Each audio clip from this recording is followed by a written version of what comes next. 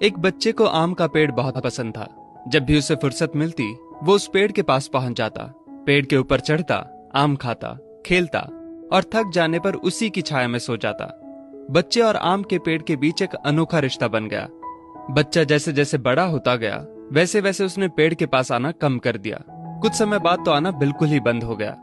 आम का पेड़ उस बालक को याद करके अकेला रोता। एक दिन अचानक पेड़ ने उस बच्चे को अपनी तरफ आते देखा और पास आने पर कहा, तू कहाँ चला गया था? मैं रोज तुम्हें याद किया करता था। चलो आज फिर से दोनों खेलते हैं। बच्चे ने आम के पेड़ से कहा, अब मेरी खेलने की उम्र नहीं है, मुझे पढ़ना है, लेकिन मेरे पास फीस भरने के पैसे नहीं हैं। पेड़ ने कहा, तू मेरे आम लेकर बाजार में बेच दे, इससे जो पैसे मिलेंगे उससे अपनी फीस भर देना।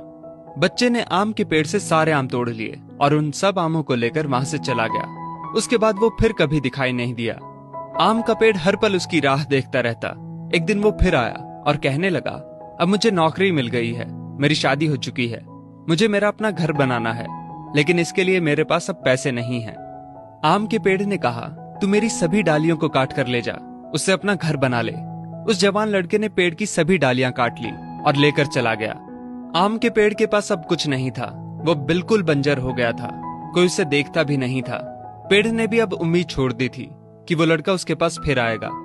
फिर एक दिन अचानक वहां एक बूढ़ा आदमी आया। उसने आम के पेड़ से कहा, शायद आपने मुझे पहचाना नहीं, मैं वही बालक हूं जो बार बार आपके पास आता था और आप हमेशा अपने टुकड़े काट कर मेरी मदद करते थे। आम के पेड़ ने दुख के साथ कहा, पर बेटा मेरे पास अब ऐसा कुछ भी नहीं जो मैं तुम्हें दे सकूं।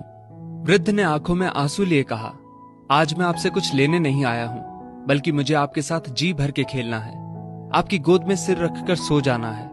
इतना कहकर वो आम के पेड़ से लिपट गया और आम के पेड़ की सूखी हुई डाली फिर से अंकुरित हो उठी। दोस्तों, वो आम का पेड़ और कोई नहीं बल्कि हमारे माता पिता हैं। हम जब छोटे थे तो हमें उनके साथ खेलना अच्छा लगता था, लेकिन जैसे जैसे हम बड़े होते चले गए उनसे दूर होते गए। पास भी तब आए जब कोई जरूरत पड़ी या कोई समस्या आन खड़ी हुई। आज कई माँ बाप उस बंजर पेड़ की तरह अपने बच्चों की राह देख रहे हैं, जाकर उनसे लिपटें, उनके गले लग जाएं।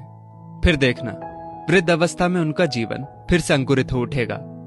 किसी कवि ने क्या खूब कहा है, बड़े बुजुर्गों की उंगलियों में कोई ताकत तो ना थी, मगर जब मेरा सिर झुका तो सिर पर रखे कांपते हाथों ने जमाने भर की दौलत दे दी।